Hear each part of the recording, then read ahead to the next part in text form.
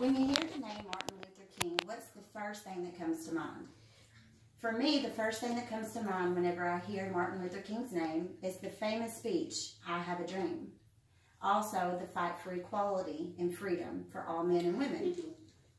On January 24th, 1969, Indira Gandhi, the Prime Minister of India, gave a tribute speech for Dr. King right after his tragic death. She spoke and thought highly of Martin Luther King and his wife. She had the privilege of getting to know Mr. King and his wife whenever they made their trip to India some time back. Indira praised Martin Luther King's work as inspiring and acknowledged him as a fighter for freedom, justice, peace, and equality. Her delivery, language, and emotions used during this speech is what made it a memorable one for me. The first thing that jumped out about Indira's speech was the transitions that she made from one topic to another. Her transitional words that she used allowed me to stay engaged and also kept me from becoming distracted or confused with what she was going for in her speech. She made comparisons in her speech. She actually, for Dr. King's work, she compared him to the great Mahatma Gandhi and other martyrs that have actually sacrificed their lives for those that are less fortunate so that men might be able to live and grow.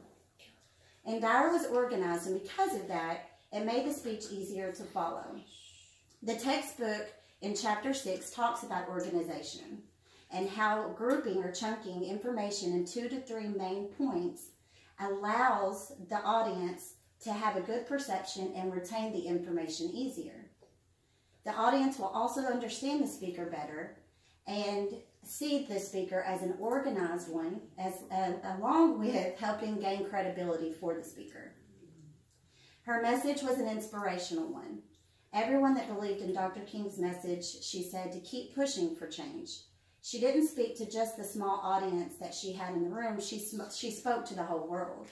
She doesn't want Dr. King's dream to die, and so she challenges everyone to keep making that change so that we can pay a real tribute for Dr. King's life. Indira's language used is called the special occasion language. With that being said, this type of language is used whenever it's a one-time event, either giving somebody an award, accepting an award, a eulogy, something like that. Special occasion speeches actually focus more on the words that are being used versus the research, like in persuasive and informative speeches. The book describes this type of speech as ones that instead of having to research, you're actually going to use your words to draw in the crowd. And also it does play a big part in persuading the audience to feel the same way the speaker does about the person you're speaking about.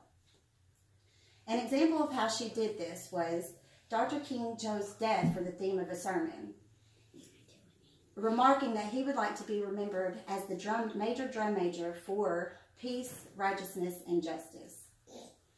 Even though this was a sad moment in history, Indira made sure to focus on the positives and the emotional side of it instead of the negative.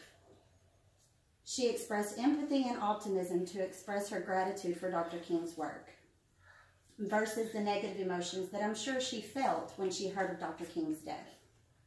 She expressed empathy, and how she handled that is she made the quote, all of us who believe in Dr. King all of us that believe in what Dr. King stood for must see to it that his spirit never dies. The spirit can never die. In conclusion, Indira's tribute to Martin Luther King and his fight for equality was enlightening and persuasive. She made sure to highlight his works for the people and shed light on his dream for the love of people instead of the fighting between people and the hatred.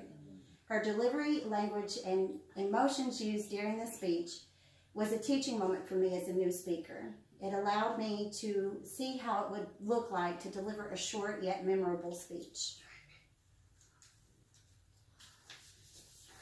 Her speech also taught me that there is still work that needs to be done that Dr. King was unable to finish.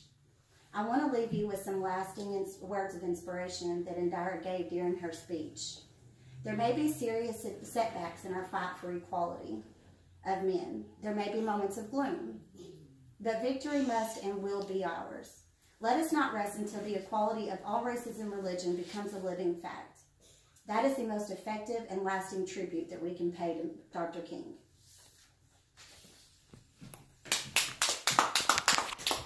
Very good. Very good.